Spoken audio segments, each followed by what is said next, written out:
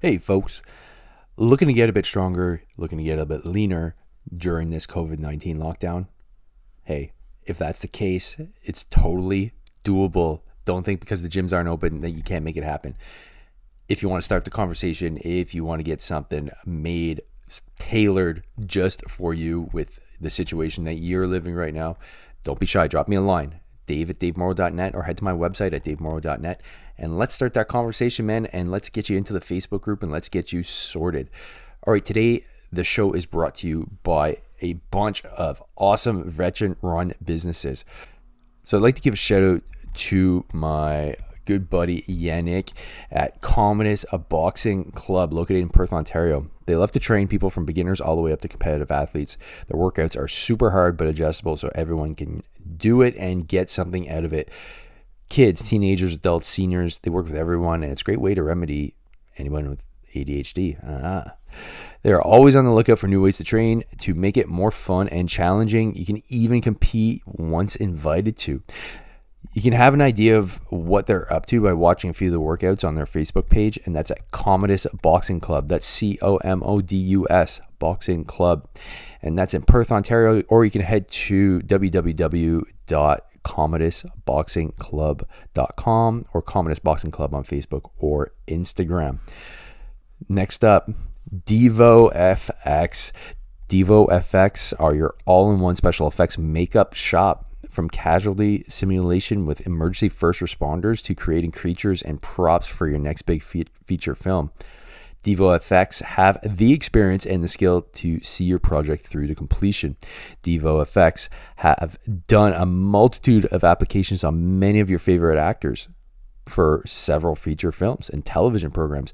Owned and operated by Canadian Armed Forces veteran Mark DeVoe, Devo FX offers a sculpting for veterans class, giving veterans struggling with PTSD an expressive outlet.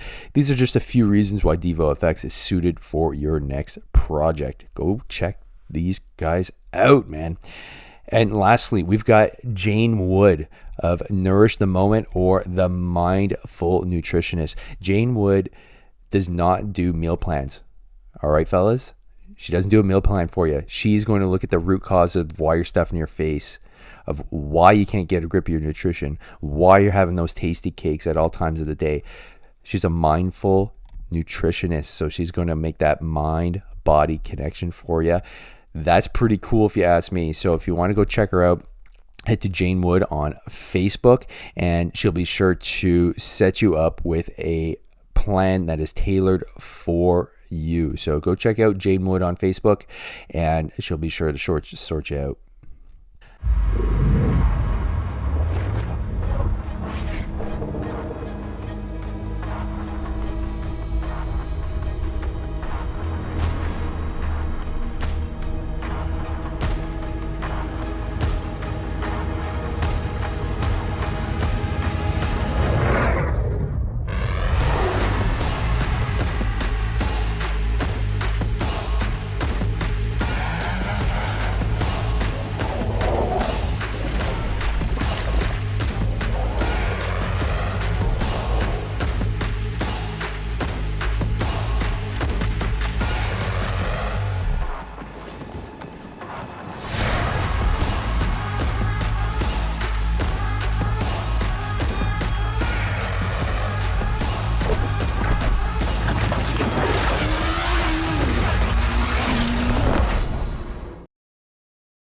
Had a killer chat with Kingsley Yew today. Kingsley is a PT, or a physical therapist, that is doing a lot of wicked work in New York State and is a member of the Ready State staff, who I had the founding member, Dr. Kelly Starrett, on not too long ago on the podcast, and this was a great one because we got to talk about the injury that plagues a lot of us that have done any sort of military service, but also just across the board when it comes to just being a human being in Canada these days. Back injuries are so common, but especially sciatica can really grind you down. So I think this is going to really have a strong effect on getting your head around the fact that, hey, if you do have a back injury, It is manageable, it is recoverable, and it's up to you to make those moves. So without further ado, here is Kingsley Yew. Welcome to the HRD2KILL Podcast, the go-to podcast for military, LEO, and EMS professionals, sharing ideas and experiences from around the world to make you hard to kill. Here's your host, Dave Morrow. Welcome, ladies and gents, to another episode of the HRD2KILL Podcast. I've got Dr. Kingsley Yew on the show today, and I'm so happy to have him on because he specializes in sciatica, and I saw his blog post through the Ready State with another guest, Dr. Kelly Starrett, and their work is really important, and anything that comes out of that shop, I devour immediately because it was really important for me to recover, learning all the basics of self-myofascial release and what led to essentially me being able to move properly again and presumably not getting sciatic pain. So Dr. Yew, Kingsley, how's it going, man? Welcome to the show. And why don't you let the listeners know a little bit about yourself? Yeah, everything's going great. Thanks, Dave, for having me on. I really appreciate you asking me to come on as a guest. Hopefully I don't lose any of your subscribers because, I just want to make sure I'm giving you guys some really informative content here. Yeah, absolutely pleasure to be on. Awesome, dude. No, we do not have to worry about losing subscribers at this point. It's a fledgling podcast, 1 year in. So I'd be shocked if my mom decided to drop this podcast because of you. Okay. She's my mate. She's my biggest fan right now. Huge fan. So, okay. So yeah, let's get into, right into it. What is, sciatica and, what drew you to, that whole side of managing pain and getting people out of the pain cave?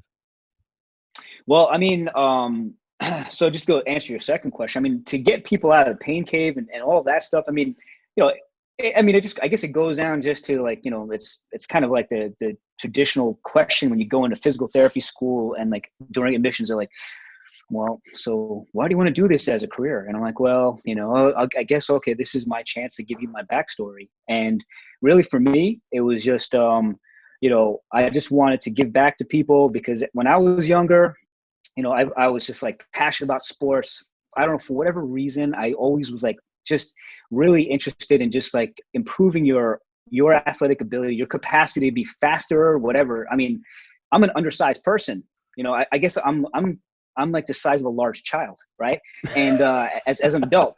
And and just like, needing that extra edge when it came down to playing sports and being competitive, was something that I was really, really just obsessed over.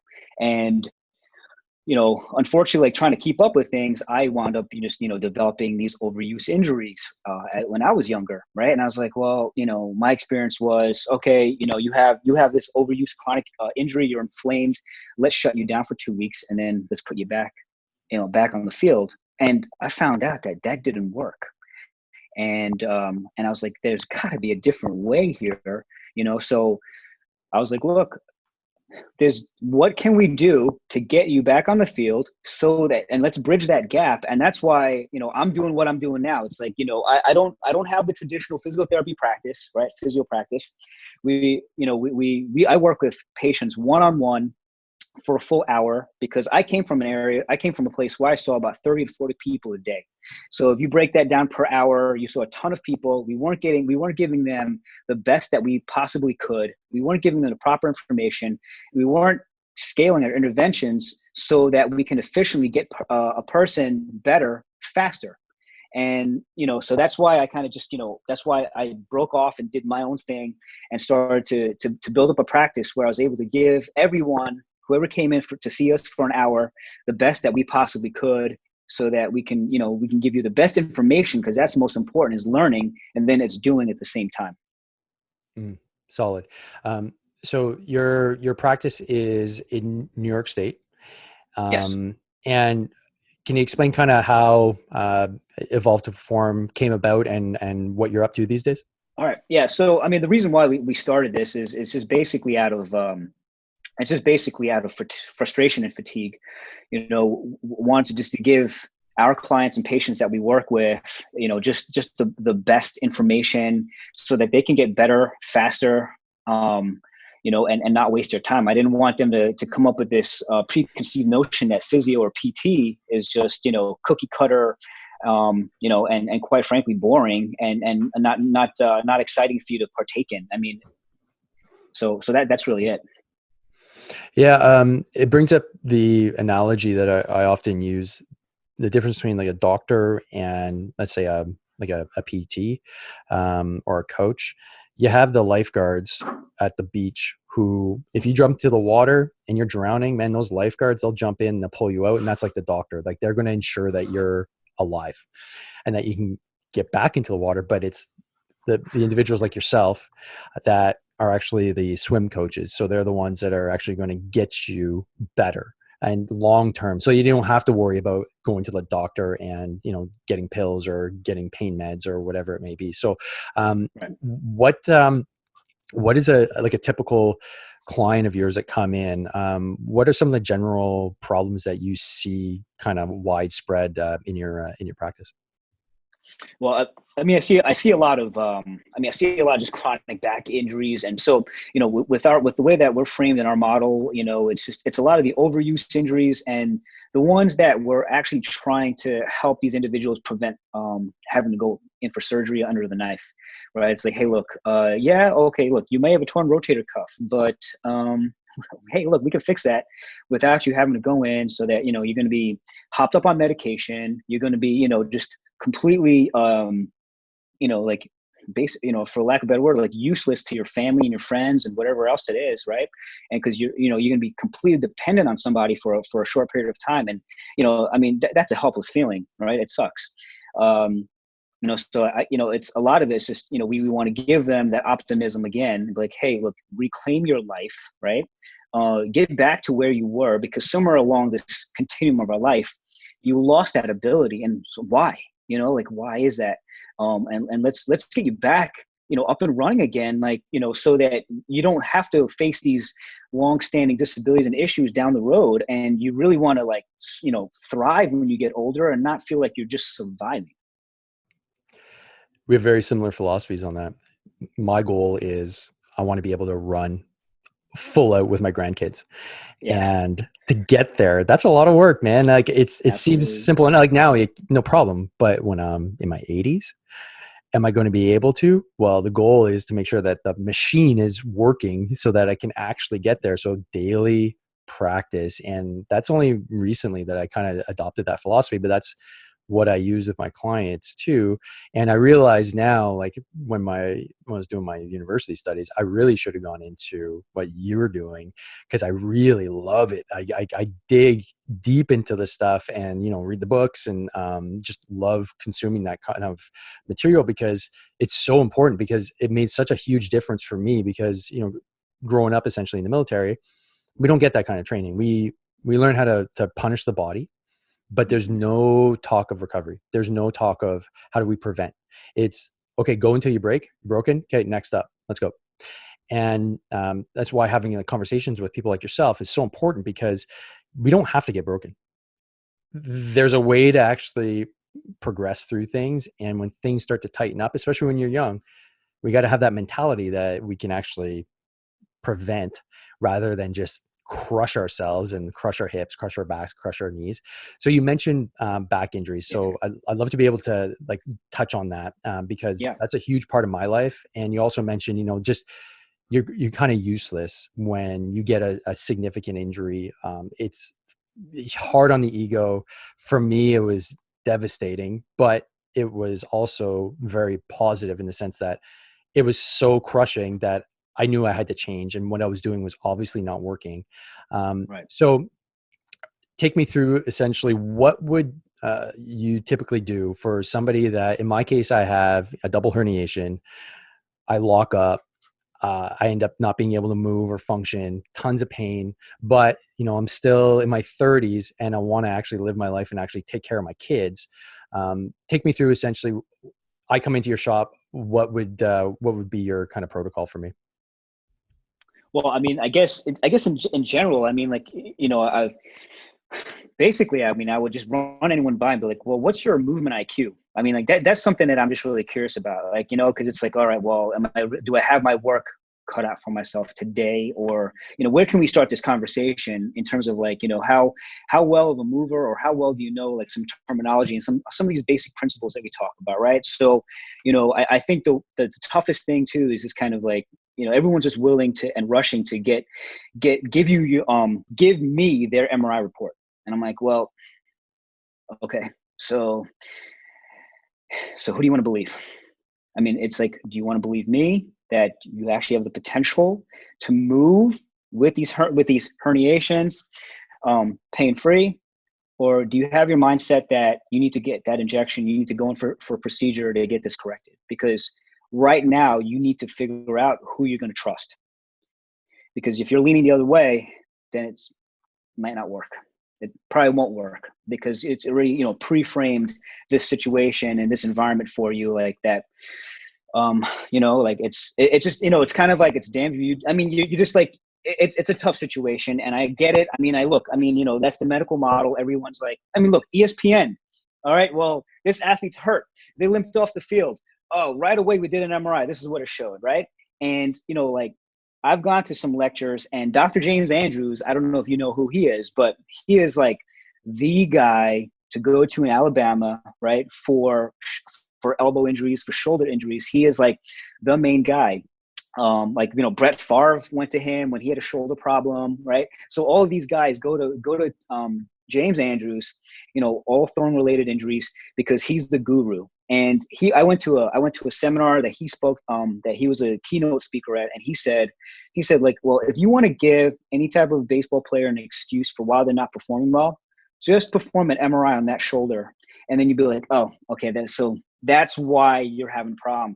It's not because you're just not resting, recovering enough. It's not that, it's not that you're getting older and that your performance is going to naturally just decrease. It's like, oh, yeah, we just saw something on an imaging scan and like you're broken. Like and this is the top guy saying this, right? He's like, if you want an excuse, let's perform some imaging and find out. So we can't really base it off of that. So that's the first conversation I'll have with somebody. And then as I go into it, I just have to basically take them through movement assessments. Like, okay, do you know the foundations? Do you know how to brace? Do you know how to keep a neutral spine as best as possible?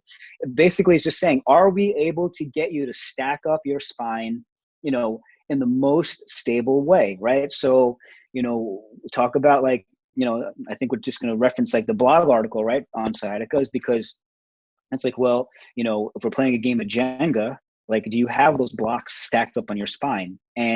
Or are you that douchebag who's going to be like, well, I'm just going to stack it up so that we're not really going to have a long game here.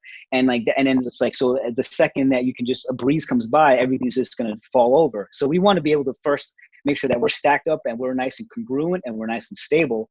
And I'll just take them through those basic movements. And more than half the time, these people don't even know that that's what they have to do, right? So it's half the battle. It's knowing what you have to do first, and then let's go ahead and do that. And then let's challenge it by adding some speed and get you to breathe heavier while you're doing it. And can you do it consistently over and over again? You mentioned a lot of good stuff. I wanted to get back to the stacking, but first, yeah. You mentioned just being able to kind of conceptualize and accept, okay, which model do I believe in more? Do I believe in the MRI and the traditional medicine, and I'm broken, so therefore somebody needs to go in and tinker with me and fix me? Or am I going to believe in going to your shop and putting in the work? And it's hard because it takes a long ass time, right, but long term I'll be better. And you referenced a study, and it's already like it's just been bouncing around in my mind where and you can clarify this if I get it wrong, but essentially injury, so herniation is not correlated to the amount of pain and suffering that is actually occurring. Did I get that right? So basically, if you have a mechanical injury, there's a lot of people that have those mechanical injuries but don't suffer from chronic pain, and so there's no real correlation. Can you expand on that a little bit to make sure I got it right? Well, I mean, it's just, kind of, if you think about this, I mean, like imaging is, the imaging and things like that, it's a snapshot in time, right? So it's like literally a snapshot. So it's really hard to tell you like what is actually triggering your symptoms when you're moving through an MRI. I mean, it gives you a good idea. So like, so a couple of the red flags, right? I mean, okay, so because your listeners might be like, well, come on, this guy's crazy, but a couple of the red flags. If, you can't hold in like your pee or your poop, right? Okay, you've got an issue. That's severe. If you can't stand onto your toes, okay, that's a problem, right? So that's telling me that you have a more serious issue here. Yes. So that's acute. That is putting that's putting pressure on a nerve right away. That's an emergency. Go to the hospital, get help. You might need surgery. You probably need surgery, right? But yeah, a lot of the times it's like, you're going back again. It's like, you do some from the studies again. It's like, I think there was like, I might be off with the numbers, but there was like a bunch of medical students who had MRIs of their spines, right?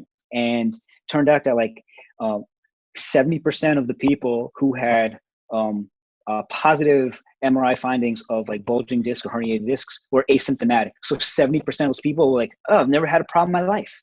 And it's like, well, then you're like, well, then what could it be? So it's kind of like, it's sometimes it's like, having too much information is a negative thing, right? It's like, oh, aha, that's the issue. That's the cause. But like, meanwhile, it's like you have no reference at all for how to move properly. And it's like, oh, well, that's weird. It's like, now that I'm able to hinge over with with good control of my trunk, and I don't want to say core, but just my trunk and my pelvis, that pain's gone, or it's significantly less. I'm like, oh, how about that? Isn't that crazy? So let's keep doing that. Let's keep doing that. Right? Yeah. And let's not irritate it. Yeah, no kidding. So getting back to that stacking, Yeah. What is that exactly? You mentioned bracing. You've mentioned a bunch of good things. So for somebody that is completely clueless, doesn't speak the language, what is essentially stacking? I mean, stacking is just, stacking is just basically getting yourself configured as efficiently as possible with getting your lumbar segments on top of each other, right? And that's the byproduct of just being able to brace properly. So, given like our, whatever bony dimensions and things like that, I mean, look, if you're someone who's been, hyperlordotic with like this, like really arched lower back for all these years, yeah, chances are that the shape of those lumbar segments and those bony segments have changed a little bit, so that your ideal like position of being stacked is not going to form a complete straight line. So you may have a little bit of an arch, but it's just a matter of, am I bracing properly? Am I just engaging everything, through my midsection, on my ribs, are my ribs just engaged over my pelvis? Am I keeping everything really aligned to that position, creating tension through my midsection?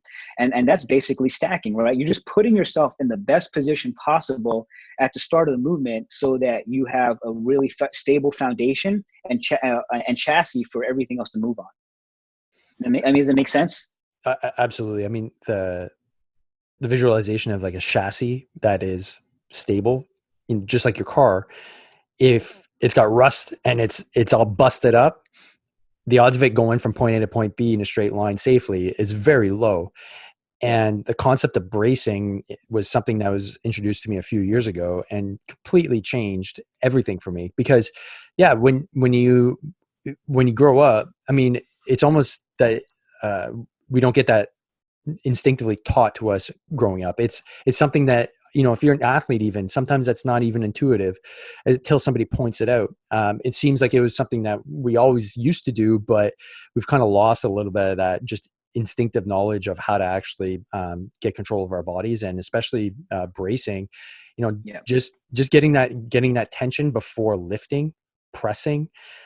It's something that I do every day now, and something that I pass on to the people that I work with, because man, like talk about a difference. Because now I do most of my day standing. If I wasn't properly braced, I do have that kind of that lumbar curve that kind of creeps in every now and then. I'm a tall guy. So, back issues always tend to creep up, and that's how, I eventually ended up getting injured. So from there, so let's say you get the bracing down pat. Where do you go to actually start addressing things to ensure that, let's say somebody is injured, they are starting to experience some of that sciatic pain? What is that, and how do we start addressing that whole cocktail there? Yeah. So, just like in general, like sciatica is just an irritation of, of like, traditionally it's just like the sciatic nerve, right? That passes down. It's kind of like the backside, just it's, the butt cheek area of your hip. So what ends up happening there is just that it's irritated because I really find that it's just like it's really altered hip function and everything along the posterior chain, right? So we have some like imbalances there in terms of like we have increased muscle tone, just because we don't have that ability to seat our hip into the socket efficiently. And then by way of that too, then we don't allow like all these little tunnels for that sciatic nerve to actually pass underneath and slide as we move, because that nerve is so long, right? It comes out by our tailbone, down the butt cheek, all the way to the bottom of our foot. So we have like all these structures that nerve has to pass through. And if we can't manage, the flexibility, the tone of those muscles efficiently, then we, along that whole chain, we have that likelihood that we're going to irritate that, right? And so it's posturally, like how are we really like holding ourselves? Like, so for a lot of people, I'll say, look, you have back pain. Or one of the main causes of back pain is just that you have poor mobility of your hips, and you don't have your hips don't even know where to sit. Like they're not sitting in the joint and socket in the proper way. So you create this imbalance of just create an imbalance of tension through that whole system. So from your experience, what tends to be the main issue that causes that irritation of the sciatic nerve? Is it poor hip function, or is it really tight glute? What could you say about that? Well, I mean, it's both, because if we're not showing like the like the full capacity of hip rotation, I mean, of hip motion generally, but it's generally like the combination of hip rotation and hip flexion, then that really, it biases our hip and that the femoral head, the ball, to not sit into the socket efficiently, right? So we're creating like this, essentially like a sling of tight muscles on the back of the hip that don't allow us to accommodate that position. And then on top of that too, then we don't have that ability to use a lot of the muscles like our glutes and all those muscles on the posterior chain in the most efficient manner. I mean, we're kind of just working through just partial ranges here. So we develop like this bias of just like, not being able to challenge our muscles through the entire range that we've been given. So, too much sitting, just, not knowing how to use your glutes. I mean, right. And then sending all of that tension up into the lower back muscles that really just start to flare up, and then that affects our breathing. And, that's another conversation that we can have too, but it's just like, we just don't know how to use our hips the right way. Great point. And the sitting, if you want to call it crisis or not, is, having been a teacher in a high school for a number of years, that was something that just started to creep up as, wow, like I was at an all boys school. So these boys are sitting down for way too long of a period of time. And they're just, they're big guys too. And they're crammed in these seats, and like their hips are turned off all day. And then you get them in the gym and they're rock solid, and they're 16 years old. And you're like, man, how's this going to affect them, in their 20s and their 30s? When push comes to shove, and a lot of these guys are athletes, how are they going to actually get, into that proper movement pattern when their hips aren't working properly? And I see it all the time, and I was totally guilty of it as well. So you mentioned in the blog post, hip banded distractions, and I do them all the time. I think they're great, but could you kind of explain, just to get that hip moving properly, why the banded hip distraction, and just basically any other ways that you can actually get the hips open if you're just starting from scratch? Yeah, I mean, like, I mean, the banded hip distraction, those movements are pretty crucial, and people can, people just assume that like, well, if I just did like a traditional type of stretch, I'm getting that same effect. And, I have to argue with them that it's really not, because just like the utilization of the band really does help create a change rapidly, and also does help just improve like the joint mechanics also. So it's not just let's lengthen muscles here, but let's show the hip and guide the hip properly back into the joint itself, right? So we're talking about hip capsular mechanics and pliability, as well as just like the muscular flexibility as well. So so if you don't have a band, that's fine. You know, I mean, I understand like you want to evolve to that. You want to progress into using a band, you know, and it does take a little bit of practice too. So you might get intimidated when you first begin with using that. But for bang for buck, I mean, it's probably the best thing because you're improving the movement of those nerve tunnels.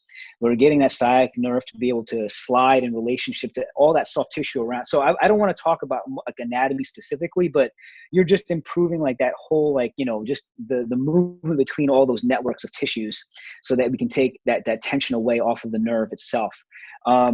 If you don't have bands, you know, then we have like just some of our traditional movements. It's just like, you know, look, first, can we spend time like in a deep hip flexion position, right? So, you know, Kelly's mobility WOD, first mobility WOD was, you know, 10 minutes of squatting, and can you stay at the bottom of the squat for 10 minutes? And most likely for any of you who want to try out, you can't do that. You'll probably want to just pass out, and everything just goes numb. But, you know, we have that as well, but also just getting yourself into like traditional kind of, you know, pigeon pose, really working on that external rotation of the hip, or even into internal rotation. I mean, both of them are crucial positions because, again, it's just really making sure that we're getting that socket to really just move around getting that ball to really move around to the socket so that it can glide. Because, you know, when our hip starts to flex, we have the potential for that hip to ride up into the lip of the hip of the pelvis bone. That can irritate that, create some impingement. And then at the same time, we're not getting this like a stretching and accommodation of all the muscles that settle on the backside, by the back pocket in that sciatic region. So, you know, we just want to keep everything in check. It's just making sure that your checks and balances are there. Check. That's really good stuff, because I mean, from somebody starting out from scratch, just the idea of like opening up your hips, like, what is that? For anybody that's a bit confused, just from listening here, the whole blog post I'll post in the show notes, so you can go click through and see the actual video that Kingsley did, which is awesome. So once we use the banded distraction, we start opening up the hip. Self-myofascial release techniques kind of are the next step that somebody can take as a progression, just to start opening up that whole hip complex area. Well, I mean, you know, it's just like just going with like you really just want to kind of just take yourself through a full scan of like that lower quarter. So, you know, you can start right at ground zero, which is going to be, you know, more towards like that back pocket, the ass cheek area. You can use a foam roller, you can use a lacrosse ball, right? And just I'm just kind of just survey what could just you know, just stop you from breathing for a second. Like, whoa, like that's really sore, right? Yeah. Because like the whole idea is like, you know, we should have really supple tissue, right? Like if my kids were like, Dad, why are you jamming your finger into, you know, whatever said muscle? They're like, you're so weird. It doesn't hurt me. And like, well, because that's how we should all be, like, you know, even as we get older. But somewhere along the lines, we lose that normal muscle tone, and all of a sudden, like the lightest touch into a muscle could send us just off the table, right? Like we're freaking out. So let's start by just like surveying everything along the backside, so we can go from the piriformis, butt cheek area, even getting down to the hamstrings. You never know, because those hamstrings are also very, you know, close to that area. But working your way down the chain as well, you have to take it all the way down into the calf, even the bottom of the foot, and really just, you know, just checking and making sure that all of those areas, all of those, you know, all those tunnels are, and the soft tissue that create those tunnels are just, you know, just moving properly. Yeah. So the SMR technique that made me go through the roof, like you just mentioned it, just throwing out a cross ball and putting it on my butt the first time. I remember it because it was so painful. It left a lasting impression on my brain. It was, you know, from an MWOD. And it was like, yeah, just grab a little cross ball and just throw it on that piriformis. So that big meaty patch that runs across the top of your butt. I was like, okay, we'll give this a try. And I went into another level of pain and I had no idea. It was just like, it took my breath away. I remember I was at the gym that we had at the time when I was in the school teaching, we had lacrosse balls. So I was like, okay, I'll give this a try. And that was my first introduction to like SMR work. And I was just like, pain face. No, I took a gasp and like, I just had to like hold in the scream because, I had students around. I didn't want to look weak in front of my students. So it was eye-opening because I was like, oh, wow. Okay. So if this is something that is causing this much pain, now I get why things like my back was always so tight and why I got injured. This is why I always had pain. This is why when I did squats, my knees always hurt. I wasn't firing my glutes. So like, it was one of those revelatory things that, oh, okay, this is so rock solid. It's not working anymore. So I could only assume that had I not addressed that, it probably would have led to further pain and maybe sciatic pain. So for somebody that has done this protocol, so they've done like some banded distractions, they've done some SMR work, would you say that let's say they are experiencing sciatic pain, would you say that in general this gets them out of that painful cycle of always being in that inflamed state? And how much would somebody have to kind of expect to do in order to kind of get that pain regulated and not be so inflamed?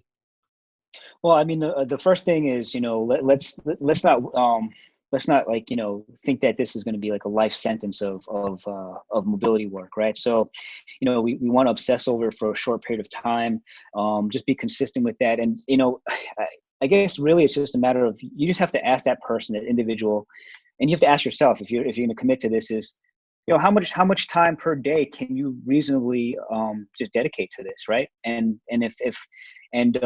So if it's 5 minutes, 10 minutes, or just to start that way, and if it starts to, if you feel like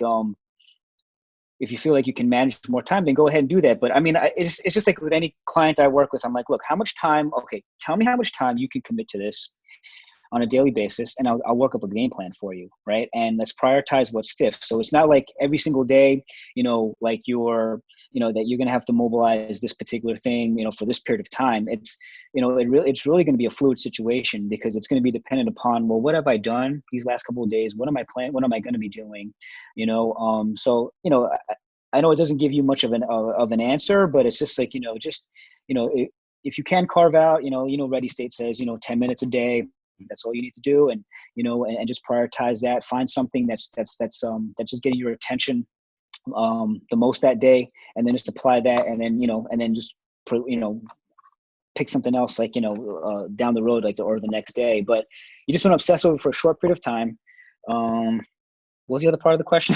I'm just No, but it's a beauty of an answer, because that's exactly what we kind of want to get at, is that every individual is going to be completely different. And if you're suffering from that pain, it may be a few days, maybe a few weeks of you being consistent, but the key is being consistent and not just saying, oh, I need to work on my piriformis every day. After a few days, it might be nice and loose. Go somewhere else. And that's an important concept for, I think, a lot of people, is that, oh, this is always tight on me, I always need to hit it. But at the end of the day, if you are, hopefully it's starting to loosen up and it's actually starting to move well. So that's exactly kind of where I want to get my clients to anyways, is that, okay, now go downstream, go upstream, what is causing you any issues? So I think those individuals that are experiencing sciatic pain, I think a lot of times they feel like they do have that life sentence of, oh my God, this is always going to be something that is going to control me. I never know when it's going to happen. And it just controls my life. So from what I glean from here is that as long as you're able to start your own practice and actually put the work in, once you have, like, you get close to that feeling like, oh, I think I'm going to have a flare up, start doing the work, and it should alleviate the symptoms, if that's how I understand things correctly.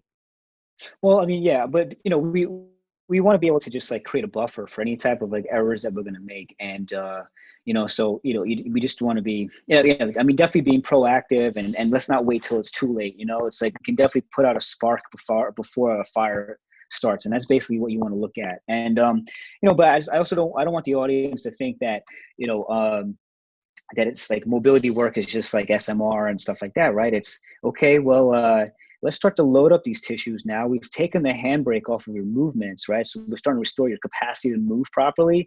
And now we actually have to get you like stronger and load this up a little bit. Like even if it's like just working on, for, you know, from the basics of like, okay, just good basic movement patterns. You know, can I squat properly? Can I lunge properly? You know, am I getting out of my chair the right way every single time? You know, like, you know, just all of these things. And then it's a cumulative effect. So it's not just soft tissue work. You got to load it up. You've got to get yourself stronger. You've got to make sure that you're maintaining your positions really well, just outside of your gym space, right? So, you know, everything that you do really, you know, it accumulates throughout the day. Yeah. And you basically just led into where I want to talk next, which is the 27 hinges that you showed, which I've done. Oh boy. So could you explain where that came from and how that's important, especially when we're talking about loading to somebody that may be experiencing sciatic pain? Yeah, I mean, well, I'm not going to take any credit for that because the 27 hinges or squats, you know, like the 27 squats is what was I think first started by Yami Tikkanen, and you know Kelly talks about it all the time. But basically, it's just a great the 27 squats, 27 hinges, right, could be used as great diagnostic tools, and also for us to evaluate like what position could be really limited, you know, what soft tissue could be limited, what movements are restricted, that we can address. Like, so, you know, going back to 27 hinges with our different foot positions, different stance widths and all those things, it just puts a little bit of a different, it biases tension throughout that whole posterior chain and system a little bit differently, so that we can say like, wow, okay, I need to spend a little more time in these foot positions, trying to reinforce the strength and motor control of these, you know, of this position of my hip, because I'm not as efficient here, right? So I can spend more time doing some more work that way, or I need to hit up that mobility a little bit more too, in terms of like, okay, I need to restore this position and shape a little bit better. So, you know, it's really interesting because just like those subtle changes in rotation and the stance widths can really like send these signals. You'd be like, wow, holy crap. Like just that little change of position really just really alters my mechanics. And, you know, wow, you know, I need to fix this a little bit more so that when I do pick something up, or if I'm swinging a kettlebell, or I'm playing you know, just playing a sport, like I know I'm prepared to get into that shape and not have to worry about applying excessive tension throughout that whole chain. That's really important for the warfighter community, because you never get the same perfect scenario. It's like being an athlete, you know, toes pointed forward, neutral spine, everything good to go is great when you're training, but it's also good, like you said, to get into those different positions. And I was giving it a go, and I realized anything toes out, I was losing neutral spine all the time. So definitely something that I had to put a lot of concentration, and my range of motion wasn't there. So just that alone. So for those of you that are listening, if you haven't checked out the blog post, imagine doing just a regular kettlebell deadlift, but turn your feet out like a clown. Makes a big difference. And then the toes in was just something that looks so counterintuitive to what you're used to, right? You know, like toes forward, maybe a 10-degree tilt, but pointing them inwards is, wow, really counterintuitive in the sense that it doesn't seem like you should be lifting in that position. But like you said, you're putting that stress in a different position, and it's going to expose different mobility issues that may be undiagnosed on your part. And so, yeah, really awesome way to kind of get something into your training program to identify a bunch of different, I guess, holes in your game. So next thing would be essentially, you know, how do you get from, you know, now you're putting a bit of load, how do you start to thrive? So how do you get to the point where it's like, okay, I got a hold of like this sciatic thing. I haven't really had any flare-ups. I'm starting to put some load. How should one necessarily progress? And how do you usually take a client from basically, you know, coming in the pain cave to now being able to excel, thrive, and, you know, in our cases, be like good family guys and be able to take care of your kids and not have to worry about next time you pick your kid up, you're going to have a flare up and you're going to be on your back for a week. Yeah, I mean, again, it's just going back to like the whole thing of just like being able to load up a little bit more too, because you know, um, one of the main causes of just muscle stiffness in general, right, is muscle weakness.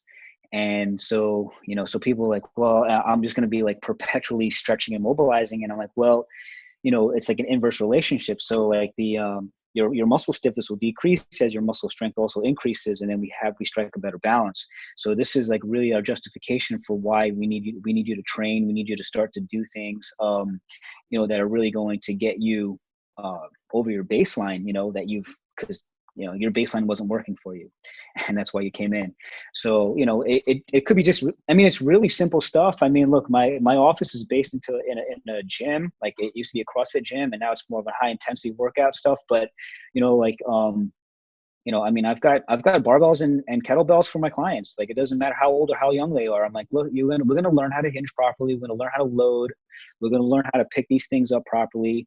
And then, we get a little bit stronger. All right, look, we got some sleds that we're going to have you push, right? Get you to extend your hip a little bit more, spend some more work on single leg exercises, right? So if it's like, if it's just, rear foot elevated split squats, let's load that up for you. Let's really challenge all of that. And I mean, you can really be creative with it, but it's just a matter of like, and you don't have to use like very complicated equipment, but it's just, I want to try to keep it as simple because, I mean, I just had someone come in before with like a hip impingement issue, super weak, super deconditioned young guy. And all I had him do was push the sled, right? And I'm like, and it's because it's very easy to just, he's like, well, am I doing it right? I'm like, well, are you moving the sled? He's like, yeah. I'm like, then you're doing it right. So you don't really need many coaching cues. I was like, because as I said to him, I was like, if you weren't moving this, then you're not doing it right.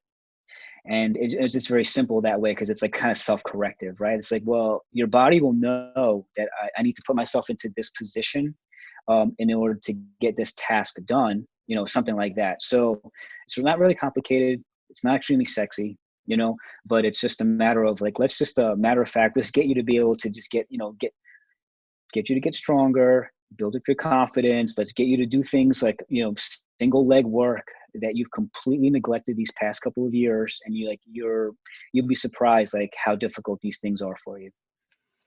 Yeah, amen to that. That's just my post today was literally doing my single leg rear foot elevated split squats. And Yeah, nice. like I've been working, with my coach for a few years, and this has always been a hole in my game. And I can squat. As soon as I go single leg, that's where the wobbliness comes in. The strength isn't there. So that's a hole in the game, and it's a great message that you're saying here, because a lot of guys come to me and they're just broken, and they feel that they're always going to be broken, and they see me do some single leg stuff, some deadlifting, and they're like, but you have a back injury. How is it that you're able to go there? Because when I got released from the military, they literally said like, no lifting anything more than like 15 kilos. Avoid they said avoid standing and sitting for extended periods of time. So I just lie down the rest of my life? What does that mean? Sounds like settling. Yeah, it sounds like sit at home and just waste away the rest of your life, so Right. I was in my 30s. I'm like, that's unacceptable. So I think Yes. like if I have a family, I have a job, what am I going to do about this? I don't want to always be in pain. So I figured, I guess the only way forward is, actually put the work in, start doing basically what you're talking about here, doing the distractions, doing the self-myofascial release, and then start loading. And it's made a huge difference. In the span of 3 years, I can say that I've only had one flare up, and that's because I was being stupid and I was doing a lot of rotational stuff with a lot of weight. I was actually grabbing sandbags that were 100 pounds, and I was like, "Yep, I'm going to torque this." And yeah, I torqued my back because I was dumb.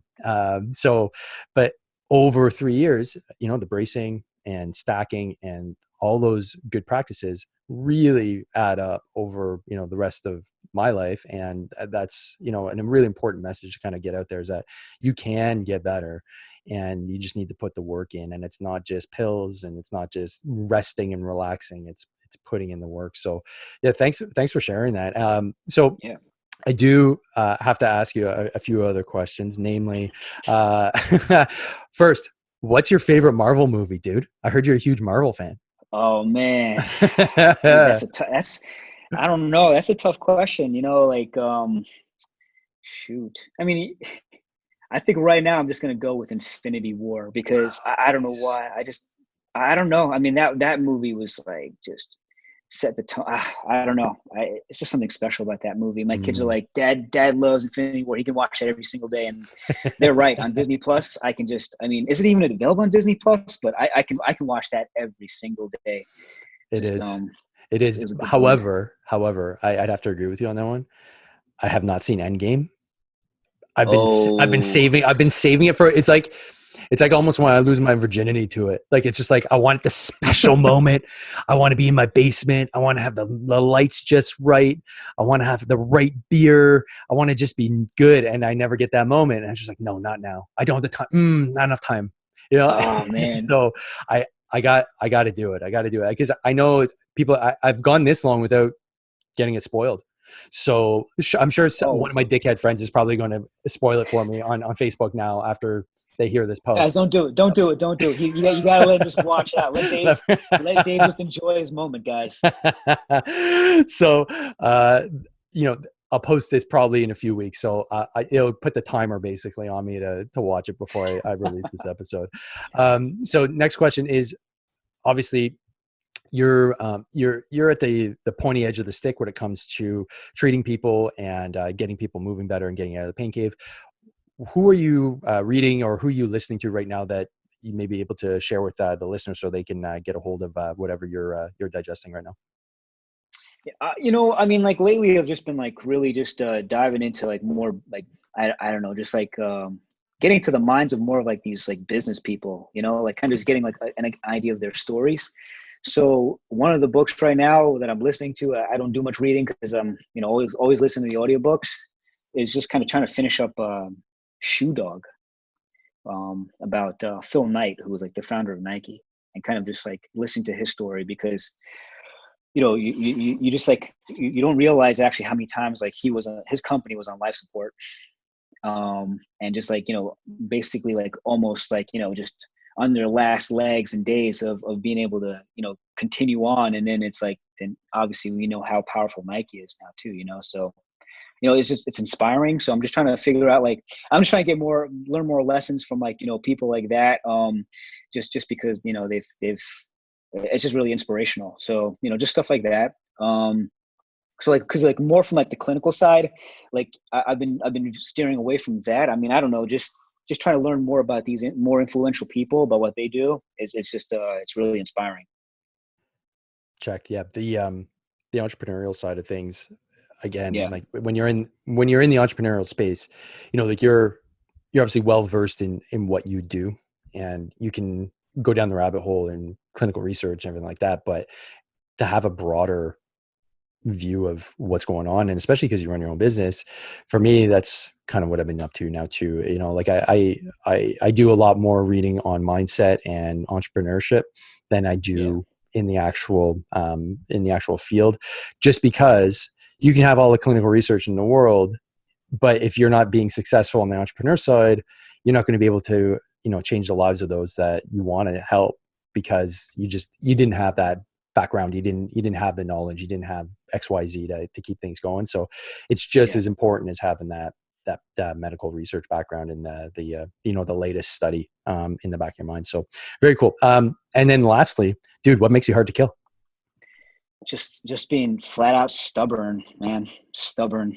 That's it. It's like my wife will attest to that, and she's like, just go with the flow. Happy wife, happy life. I'm like, I'm going to go down kicking and fighting until the day I die. And I don't know if that's really going to work out for me. So I don't know. We'll see. But it's just the stubbornness, and everyone will pile on about that. Sisters, wife, everybody will completely agree. But I think that's kind of that's part of like being resilient and being successful, I think. Hands down. The resiliency, you want to call it stubbornness, you want to call it whatever, that if you don't have that, there's no way that you're going to end up being the top of your field. And, you know, from everything I see, like you're crushing it at that level. And that comes obviously with a cost, but the payout is immense at the end of the day. And I mean, I'm sorry to cut in again, but, you know, at the same time, right, like it's just, you know, it's just a matter of just wanting to be here, right? Like, I want to be here. I want, you know, and I'm going to do my best to, you know, whatever, just if I have any information that I can share and help people, I want to be here. And like, I think that's, you know, that's definitely a big part too of being just like, you know, hard to kill and stuff like that. It's like, you know, you have to want to be here, right? And you have to give someone and everyone like that ray of light and ray of hope. Yep. In the infantry, we called it the give a shit factor. So the GAF, and if you don't have a high GAF, so your give a shit factor is low, everybody knows. You can tell right off the bat if somebody gives a shit or not. And if they don't give a shit, it's very hard for you to give a shit. So when you're in a space that you love, and clearly you do, because it comes off in your work and it's freaking awesome. And I can't wait to share it with the rest of the Hard to Kill community. Hey, you know, the benefits come out in spades. So, I encourage you to keep on doing what you're doing, man. I love the blog posts, and the Ready State is killing it. And all continued success. If I'm ever down New York way, I'll definitely make an express trip to absolutely, your location. We'll do a little social media action. Hard to Kill and Kingsley Yew doing some social media feed stuff. It'd be freaking awesome. Oh, and I'll take you around. We'll definitely get some good food around here, Dave. So you know, all right. Yeah, we'll get some bagels. Whoa! Hold on a sec. Montreal. No, I'll have to come down with the bagels. Anything but bagels. Yeah? Bagels and maple syrup we got on lock over here, so we'll bring that down. I would like to try some of those New York State IPAs though. You got a lot of good microbrews going. All right, yeah, absolutely. All right, dude. Sounds good. Awesome. It's been awesome having you on, man, and I know it's going to benefit the community so much. So enjoy the rest of the day, dude, and we'll be in touch. And stay fit, and everybody out there, train hard, fight easy.